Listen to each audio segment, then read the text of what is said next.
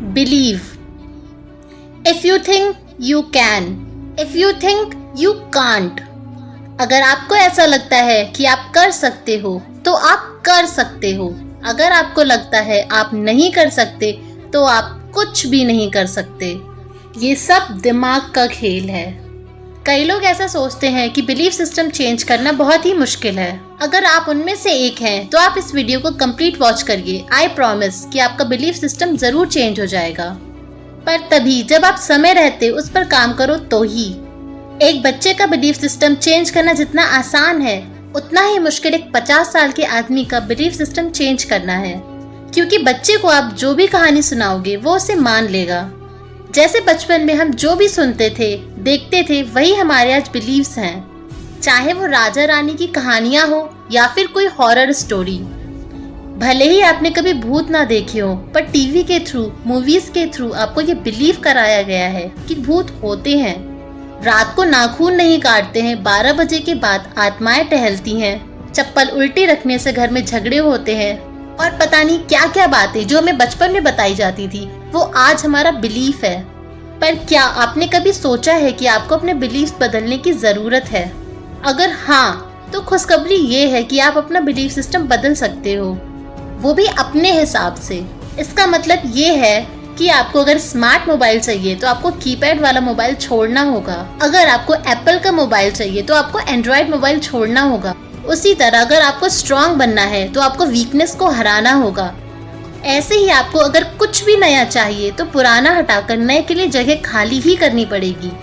मतलब अपने आप को अपग्रेड करना ही होगा, अपने लेवल को अप करना ही होगा, क्योंकि लेवल डाउन तो कोई भी नहीं करना चाहता। आप एप्पल के मोबाइल से एंड्रॉयड के मोबाइल पर नहीं आना चाहोगे। सेम वैसे ही आप स्मार्ट मोबाइल की जगह कीपैड का मोबाइल यूज करना बिल्कुल नहीं चाहोगे। आप चाहे किसी भी बड़े और सक्सेसफुल लोग को देख लो, उन सब का बिलीफ उनके अकॉर्डिंग बना हुआ है। चार्ल्स बेबेज ने सोचा कि कंप्यूटर बनाते हैं। उस समय किसी ने ये नहीं सोचा था कि एक समय ऐसा भी आएगा कि सब के सब कंप्यूटर पर ही डिपेंड हो जाएंगे।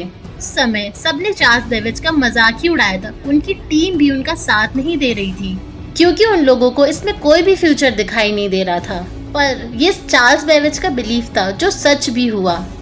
एलन मस्क ने इतनी बड़ी कंपनी अपने दम पर खड़ी कर दी, रीयूजेबल रॉकेट्स को लॉन्च किया और सक्सेसफुल भी किया, क्योंकि इन लोगों का बिलीफ सिस्टम स्ट्रांग था। ये सब दिमाग का खेल है। जैसा सोचो, जैसा करो, वैसा ही तुम्हारे साथ होने लगता है। जरा सोचो, चाबी को चाबी क्यों कहते हैं, ताला क्यों नहीं? पानी को पानी क्यों कहते हैं, कोल्ड ड्रिंक क्यों नहीं कहते? क्योंकि आपको यही बिलीव कराया गया है। जो बताया गया है आपने भी वही सोचा, कुछ भी और सोचने की कोशिश ही नहीं की। हम हर चीज को वही नाम देते हैं जो सबने बताया है, और ये सही भी है क्योंकि ये कम्युनिकेशन के लिए जरूरी है। पर आप चाहें तो किसी भी चीज को अपने हिसाब से मोल्ड कर सकते हैं। ये दुनिया बहुत आसान है, पर हमारी सोच ने इसे हार्ड कर दिया है। तो अपनी लाइफ को अपने लिए आसान बनाओ। जो चीज, जो काम तुम्हारे लिए सही है वो 100% पॉसिबल है। इसे ही अपना बिलीफ बनाओ। और अब जब तुम्हें ये पता है कि तुम्हारी ड्रीम लाइफ पॉसिबल है, तो उस बिलीफ को सही करने में जुट जाओ। आंधी आए, बारिश आए या तूफान आए, पर अपने बिलीफ को अपने हिसाब से ही चेंज करो। पुराने बिलीफ्स को हटा दो और वापस से पुराने बिलीफ्स में ना जाकर के नए बिलीफ्स पर टिके रहो।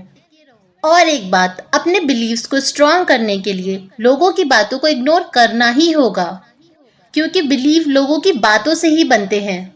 लोग तो यही कहेंगे कि कुछ भी पॉसिबल नहीं है, पर तुम्हें पता है कि तुम्हारी लाइफ, तुम्हारी ड्रीम लाइफ तुम्हारे लिए पॉसिबल है, क्योंकि ये तुम्हारा बिलीफ है।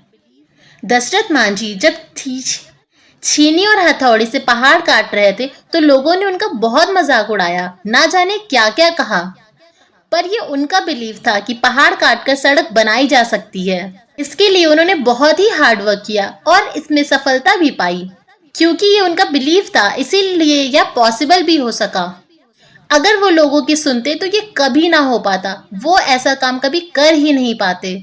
इसीलिए लोगों की ना सुनकर अपने आप पे फोकस करो, अपने दिमाग पे फोकस करो और अपने माइंड को उसी तरीके से ऑपरेट करो जैसा तुम चाहते हो, ना कि जैसा लोग।